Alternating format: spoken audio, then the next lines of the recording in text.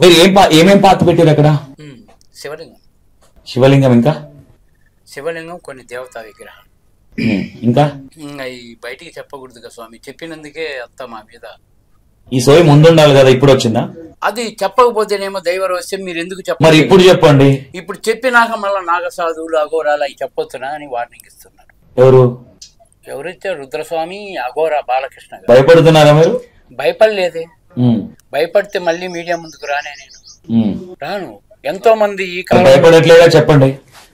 ఒక నాగమణి శాసనం, నాగ శాసనం ఎక్కడ దాచిపెట్టారు? ఇది అక్కడే ఉన్నాయి, ఆ నా శివలింగం మీదనే ఉన్నాయి.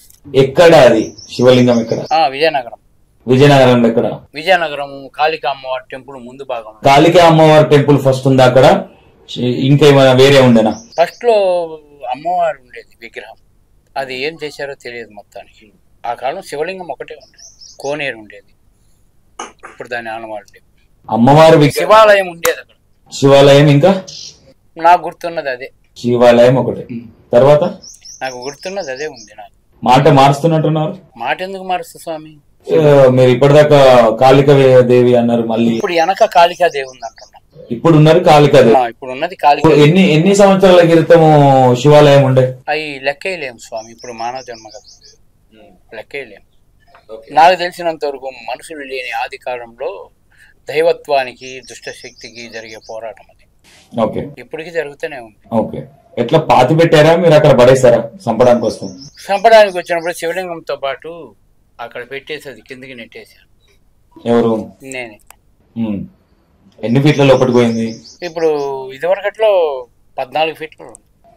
ఇప్పుడు నీళ్లు పూజలు ఇవన్నీ చేయడం వల్ల ఇంకా లోతుకి వెళ్తుంది. అదే వాళ్ళ ధైర్యం.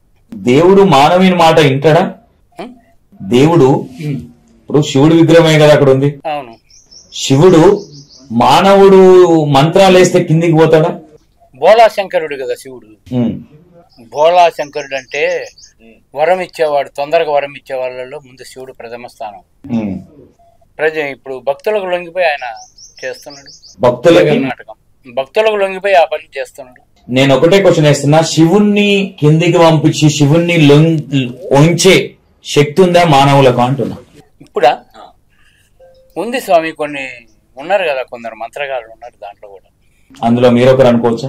నేను మంత్రగాడిని అయితే నేను దేవాలయంలో కూర్చోలేనుగా.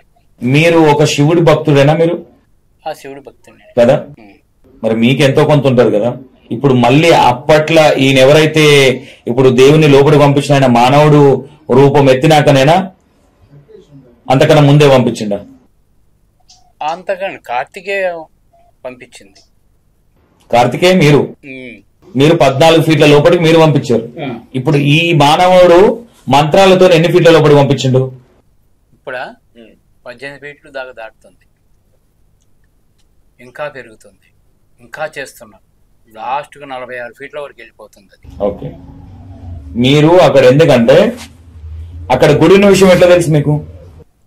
అక్కడ గుడి ఉన్నప్పుడు ఈ అమ్మాయి ముఖం చూసినాక నాకు జ్ఞాపకాలు వచ్చాయి. ఓకే, ఈ అమ్మాయి ముఖం చూసినాక అన్నారు కాబట్టి ఈ అమ్మాయిని మీరెలా గుర్తుపట్టగలిగారు? ఈ అమ్మాయిని వీడియోలో చూసిన తర్వాత ఈ అమ్మాయి ముఖంలో నాకు పడక కనపడడం, ఆ చంపడం కనపడడం ఇవన్నీ కనిపించినాయి నాకు. అప్పుడు ఈ అమ్మాయికి వాళ్ళ అమ్మ ఫోన్ చేయడం, వాళ్ళ అమ్మగారు. అది కార్తికేయ అప్పుడు ఏం చేయడానికి పోయిండు? మేకలుగా పోయిండా లేదంటే గుర్రంగా పోయిండా? ఎప్పుడు? అంతకన్నా ముందు, అమ్మాయిని చూడక ముందు. అమ్మాయిని చూడక ముందు తెలియరాలేదు ఎక్కడుందో. అంటే మీరు ఫేకే కదా? ఫేక్ ఎట్టయితే అమ్మాయిని చూసినాక శక్తి రావడం ఏంది? అమ్మాయిని చూసినాక శక్తి రావడం. అమ్మాయిని మీరు మానవ రూపం అంటే ఆ జన్మలో పాతి పెట్టిన విషయం మీకు ఐడియా ఉంది. ఈ అమ్మాయిని చూసినాక మీకు గుర్తు రావడం ఏంది? మీకు కూడా ముందు నుంచి ఉండాలి. అమ్మాయి గుర్తొచ్చింది. ఈ అమ్మాయి ఇప్పుడు మనకు జరిగినాయి రాశాను. రాసినప్పుడు ఈ అమ్మాయి కనపడ్డప్పుడు ఎవరు ఈ అమ్మాయి అన్నప్పుడు అవన్నీ తిరిగినాయి. అంతకన్నా ముందు ఏం చేసింది నాగకార్తికేయ అంటున్నా నేను. అంతకంటే ముందంటే 6 నెలల క్రితమే, అంటే కాలం నిర్ణయిస్తుంది కదా టైం. ఆ కాలాన్ని బట్టి 6 నెలల క్రితం తెలిసింది. ఒక అమ్మాయి రాయలసీమ నుంచి వస్తుంది ఇక్కడికి. Okay done. కార్తికేయ ఎప్పుడు పుట్టాడు మానవుడిగా? 73. మీ ఇద్దరిని చంపేశారు కదా, ఏ విషయానికి చంపేశారు అనుకుంటున్నారు మీరు? ఆ కాలంలోనా ఒక నాగమణి నాగశాసనం గురించి చంపేశారు. ఓకే, మీరు దేవుళ్ళే కదా అప్పుడు? దేవుళ్ళైనా దేవుళ్ళే కదా, దేవుళ్ళం కాదు మేము. ఒక శివుడికి అప్పుడు ఏంటి మీరు? అప్పుడు దైవత్వం పొందిన నాగులం. శివుడు భక్తులమే కదా. శివుడు ఆజ్ఞ ప్రకారం కదా ఏదేం జరిగింది. శివాజ్ఞ లేని చీమైన కుట్టదంటారు కదా.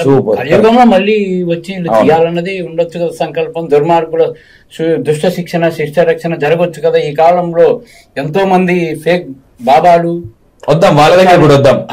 జరగడానికి కాదు ఇప్పుడు ఇట్లా తీయడానికి. మీరు శివుడు భక్తులే కదా. అవును అవును కదా. మీరు శివుని మంచి గురించే కోరుకున్న వాళ్ళు ఇద్దరు, ఓకేనా? అవును. పిల్లల మీద ఫోకస్ చేయకుండా శివుడి మీదే ఫోకస్ చేశారు మీరు. అప్పుడు కూడా మంచి పద్ధతి. మిమ్మల్ని చంపింది ఎవరు? మమ్మల్ని చంపింది మా వాసులే. మీ వాసులే అంటే? మా వాసులే అంటే మా ఏరియా వాళ్ళే ఆ కాలంలో కూడా. ఓకే, మీరు భక్తులు, మీ ఏరియా వాళ్ళు కూడా శివుని భక్తులేనా? దుష్ట శక్తి భక్తులు శివ భక్తులు అన్నిట్లో ఉన్నారు. గొప్పోడు శివుడు గొప్పోడా, దుష్ట శక్తులు గొప్పయా? శివుడు గొప్పోడు. శివుడు గొప్పోడు అయినప్పుడు, మీరు శివభక్తులు అయినప్పుడు, మీరు ఆయన కోసం తపన పడుతున్నప్పుడు మిమ్మల్ని ఎందుకు కాపాడుకోలేకపోయాడు శివుడు?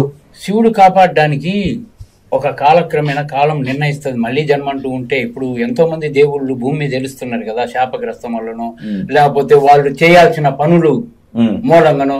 ఈ కాలంలో ప్రళయం అని కొంతమంది అంటారు. ఆ ప్రళయాన్ని ఆపడానికి కూడా తీయడానికి కూడా పుట్టించవచ్చు కదా. అలాగనే జరిగింది. ఓకే, కాదు కాదు, అంటే మీ దేవుడు మిమ్మల్ని ఎందుకు కాపాడుకోలేకపోయాడు? మా దేవుడు అప్పటికైనా మమ్మల్ని కాపాడుకుంటే ఈ కాలంలో జన్మించే వాళ్ళం కాదు, ఈ కాలంలో తీయాలని రాసిపెట్టి ఉంది కదా. అది దుష్టులుగా దక్కకుండా. ఓకే, 52 ఏండ్ల నాగకార్తికయ్య శ్రీనివాస్. ఇప్పుడు శ్రీనివాస్. ఓకే, ఇప్పుడు శ్రీనివాస్. ఓకే, ఇప్పుడు మీ మమ్మీ డాడీ ఉన్నారా? లేరు. లేరు. ఇప్పుడు ఎంతమంది మీరు అన్నదమ్ములు?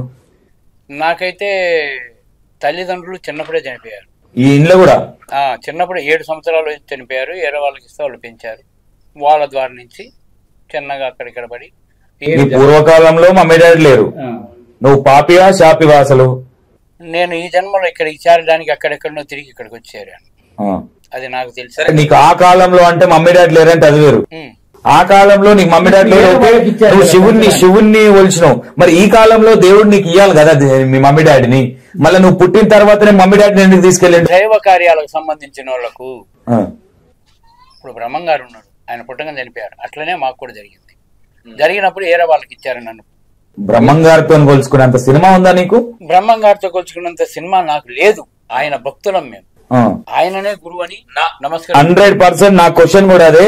మీరు శివునికి వీరభక్తులు, శివుడికి కదా.